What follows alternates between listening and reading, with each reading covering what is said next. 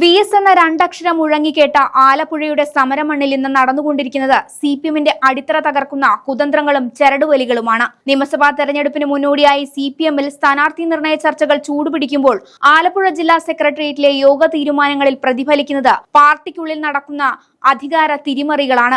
സംസ്ഥാന secretary MV ഗോവിന്ദന്റെ സാന്നിധ്യത്തിലാണ് യോഗം ചേർന്നത്.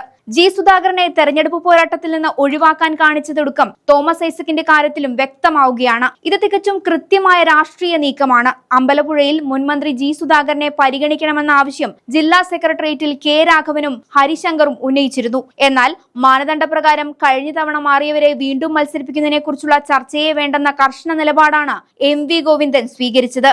ഈ പ്രത്യേക മാനദണ്ഡം സുധാകരനെ വെട്ടാൻ ലക്ഷ്യം വെക്കുന്നതായിരുന്നു. കൂടാതെ തോമസ് ഐസക്കിനെ ആ ലക്ഷ്യത്തിന് ഇരയാക്കുകയും ചെയ്തു. കണ്ണൂരിൽ KK Shailaja, MV Nikesh Kumar, P Jayarajan, EP Jayarajan, MV Jayarajan എന്നിവർക്ക് സീറ്റില്ലെന്ന നിലപാടിലാണ് കണ്ണൂർ ജില്ലാ സെക്രട്ടേറിയറ്റ്. ഇതിന് പിന്നാലെയാണ് VS-ന്റെ വിപ്ലവ മണ്ണിലും വെട്ടിനിരത്തിലും ചരടുവലികളും ഉണ്ടാകുന്നത്.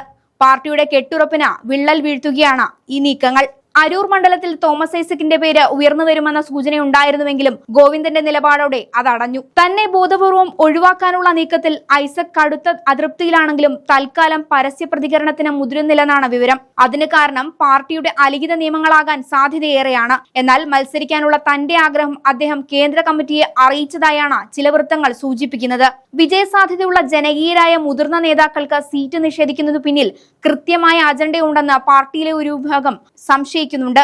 നിയമസഭാ തെരഞ്ഞെടുപ്പിൽ ജനങ്ങളെ മത്സരവീര്യത്തോടെ അഭിമുഖീകരിക്കാൻ CPM-ന് കഴിയുന്നില്ല. ഈ ഘട്ടത്തിൽ CPM-ലെ ജനകീയരെ കൂടി തഴയുമ്പോൾ പാർട്ടിയെ അത് പ്രതികൂലമായി ബാധിക്കും. എല്ലാ എതിർപ്പുകളും അസ്വാരസ്യങ്ങളും ചുവപ്പുകോട്ടയ്ക്കുള്ളിൽ അത് തകർത്ത് ഏതൊരു കറകളഞ്ഞ ഇടതു നേതാവും പുറത്തുവന്ന് പ്രതികരിച്ചേക്കും. CPM-ൽ പിണറായി വിജയന് തൊട്ടുതാഴെ രണ്ടാമനാകാനുള്ള MV ഗോവിന്ദന്റെ കരുനീക്കമാണിതെന്നാണ് മുതിർന്ന നേതാക്കൾ വരെ അടക്കം പറയുന്നത്. തനിക്ക് ഭീഷണിയാകാൻ സാധ്യതയുള്ള എല്ലാ മുതിർന്ന നേതാക്കളെയും സംഘടനാ തത്വങ്ങളുടെ പേര് പറഞ്ഞ് വെട്ടിനിരത്തുകയാണ്. ഈ അക്രമം പാർട്ടിയിൽ പുകയുന്നുണ്ട്. 2 ടൈം പൂർത്തിയാക്കിയ U പ്രതിഭയ്ക്ക് ഇളവ് നൽകി പരിഗണിക്കുന്നു. ഒപ്പം ജില്ലാ secretary R Nasar, KH Babujan എന്നിവരുടെ പേരുകളും പട്ടികയിലുണ്ട്. 1 ടൈം മാത്രം പൂർത്തിയാക്കിയ ദലീമയ്ക്കൊപ്പം R നാസറിന്റെ പേരും നിർദ്ദേശിക്കുന്നുണ്ട്. കായംകുളത്തോ അരൂരിലോ നാസർ മത്സരിക്കാൻ സാധ്യത കൂടുതലാണ്.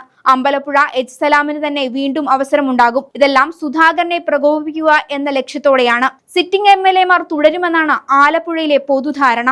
ആലപ്പുഴയിൽ PP ചിത്തരഞ്ജൻ, ചെങ്ങന്നൂരിൽ സജി ചെറിയാൻ, മാവേലിക്കരയിൽ MS അരുൺകുമാർ എന്നിവർ വീണ്ടും ജനവിധി തേടും. ജില്ലാ സെക്രട്ടേറിയറ്റിന്റെ ഈ ശുപാർശകൾ സംസ്ഥാന സെക്രട്ടേറിയറ്റ് പരിഗണിച്ച ശേഷം ജില്ലകളിൽ വീണ്ടും ചർച്ച നടത്തും. സംസ്ഥാന സെക്രട്ടേറിയറ്റ് ആകും സ്ഥാനാർത്ഥികളുടെ കാര്യത്തിൽ അന്തിമ തീരുമാനമെടുക്കുക. ഇടതുകോട്ടകളെ അടക്കി ഭരിച്ച ജനകീയരെ ഒറ്റവെട്ടിന് നിരത്തുന്ന CPM-ന്റെ പ്രത്യേക തത്വങ്ങൾ CPM-ന് തന്നെ തിരിച്ചടിയാകും. ഇനി ഭരിക്കാൻ കേൾപ്പില്ലാത്ത നിലയിലേക്ക് കേരളത്തിന്റെ ചുവപ്പുകോട്ടകൾ തകരുന്നതിന്റെ ലക്ഷണങ്ങളാണ് ഈ മുഖം മറന്നുള്ള വെട്ടിനിരത്തലുകൾ.